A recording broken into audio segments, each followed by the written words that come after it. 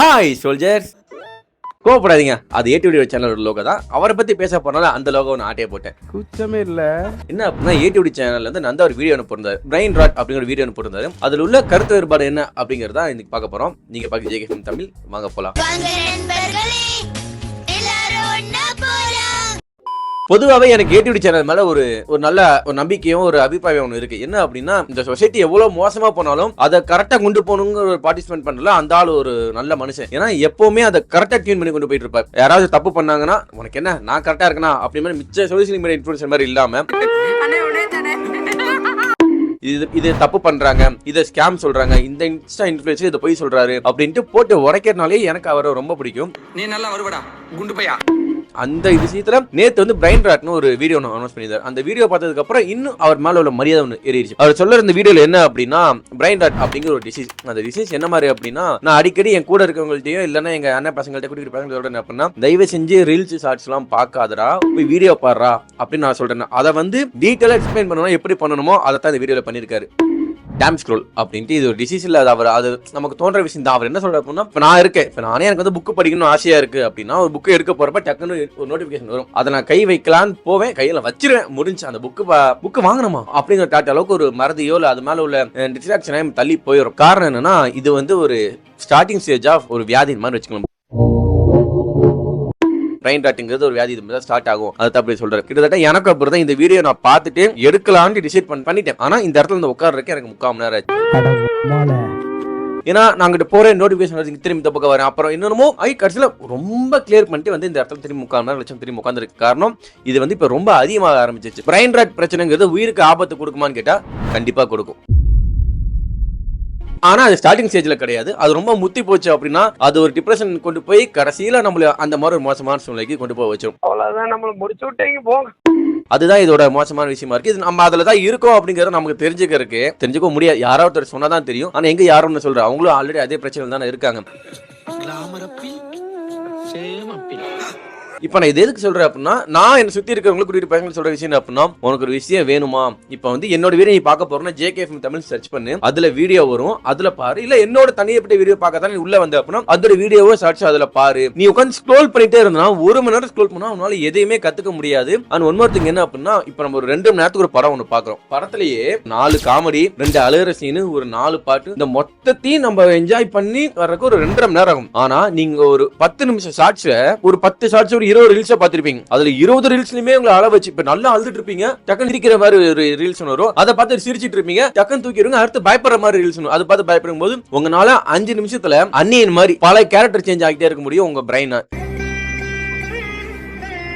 இப்போ எக்ஸாம்பிளுக்கு எடுத்துக்கோங்களேன், நம்ம பரிமாண வளர்ச்சி வந்திருக்கோம். எப்படின்னா, நம்ம வந்து ஒரு சீரியல் பார்க்கணும் அப்படின்னா இப்போ ரிமோட்ல வச்சு சீரியல் பார்த்துறோம், ஒரு ஓடிடி பார்க்கணும், சின்ன பட்டன் கிளிக் பண்ணி பார்த்துட்டு போயிடும். ஆனா நம்ம தாத்தா பாட்டி அதுக்கு முன்னாடி இருக்கவங்களாம் ஒரு தெருக்கூத்து பார்க்கறதுக்கு இங்க இருந்து ஒரு 4-5 மணி நேரம் டிராவல் பண்ணி ஒரு ஏரியாவுக்கு போய் நைட்டு விடிய தெருக்கூத்து பார்த்துட்டு இருப்பாங்க. அது 4-5 மணி நேரம், 5 மணி நேரம், 6-8 மணி நேரம் கூட போயிட்டு இருக்கும். அதுக்கப்புறம் நம்ம தாத்தாமார்கள் வந்தாங்க. நம்ம தாத்தாமார்கள் வந்ததுக்கு அப்புறம் ஒரு 2 மணி நேரம் தெருக்கூத்து ஆரம்பிச்சு, அதுக்கப்புறம் இன்னும் சினிமால போட ஆரம்பிச்சாங்க. சினிமா வந்து 2.5 மணி நேரம் 2 மணி நேரம் ஆச்சு. இப்ப நம்ம வந்துட்டோம். நம்ம வந்ததுக்கு அப்புறம் 10 நிமிஷம் ஷார்ட் பிலிம், 5 நிமிஷம் ஷார்ட் பிலிம் வந்துச்சு. இப்ப என் பையன் வந்துட்டான், அவனுக்கு 1 நிமிஷம் ஷார்ட்ஸ் ஆகி போச்சு. அப்ப அவங்க அடுத்த ஜெனரேஷன் என்ன தெரியுமா பண்ணுவாங்க, 10 செகண்ட்ஸ் ரீல்ஸ் பண்ணுவாங்க. 10 செகண்ட்ஸ்ல எவ்வளவு எமோஷன் உங்களுக்கு கன்வே பண்ண முடியும் யோசனை பண்ணி பாருங்களேன். 10 நிமிஷத்துல உங்களுக்கு சிரிக்க வைக்கணும்னு நான் ஒரு கண்டென்ட் கிரியேட் பண்றேன், சிரிக்க வச்சுட்டேன். அப்ப இதே மாதிரி இன்னும் கண்டென்ட் கிரியேட்டர் இருப்பான், அவன் உங்களுக்கு 10 செகண்ட்ல அள வரையும் வைப்பான், அள வச்சிருவான். அப்ப நீங்க ஒரு 1 மணி நேரத்துல ஒரு 100 ஷார்ட்ஸ் பாத்தீங்கன்னா பல எமோஷனல் உங்க மண்டை பிரைன் கவர் பண்ணிட்டு, நம்ம வெளியே இந்த மாதிரி ஒரு விஷயத்தை பார்த்தோம் அப்படின்னா என்ன ரியாக்ட் பண்ணுவோங்கிற விஷயமே பிரைனுக்கு தெரியாம போயிடும். அதுதான் அவர் சொல்ற விஷயமும் அதுதான் உண்மையும் கூட.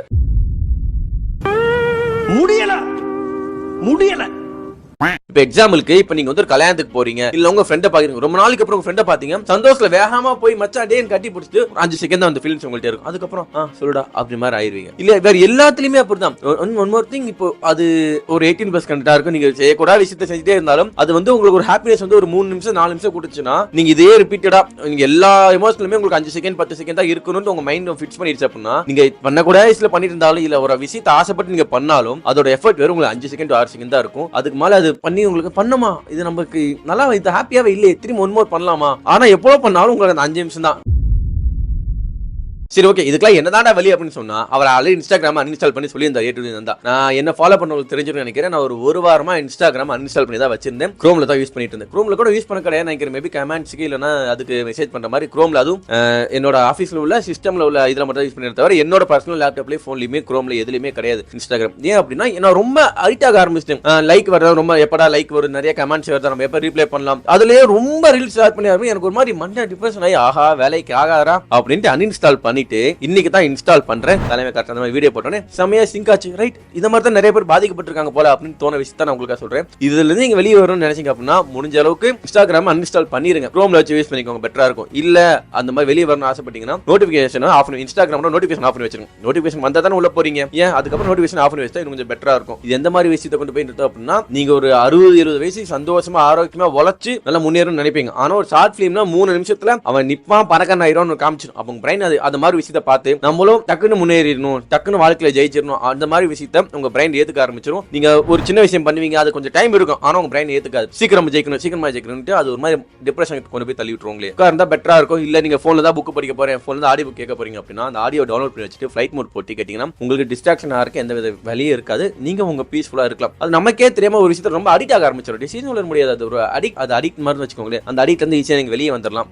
எனக்கும் ரொம்ப நாள் சொல்லிட்டு ஆசைப்பட்ட விஷயம். ஆனா இப்ப நான் திடீர்னு உங்களுக்கு வந்து சொன்னா புரியாது. இப்ப A2D நந்தா வீடியோ பார்த்துட்டு இதை பார்க்கும்போது உங்களுக்கு ஒரு பெட்டரான ஐடியா ஒன்று கிடைச்சிருக்கும். So thanks for A2D Nanda channel. ஏன்னா அந்த மனுஷன் நான் சொல்லணும்னு விஷயத்தை சயின்ஸோட சேர்த்து சொன்னதால எனக்கு என்னடா அப்படிமா ரொம்ப ஆச்சரியமா இருந்துச்சு. ஸோ தேங்க்யூ தலை, தேங்க்ஸ் பா.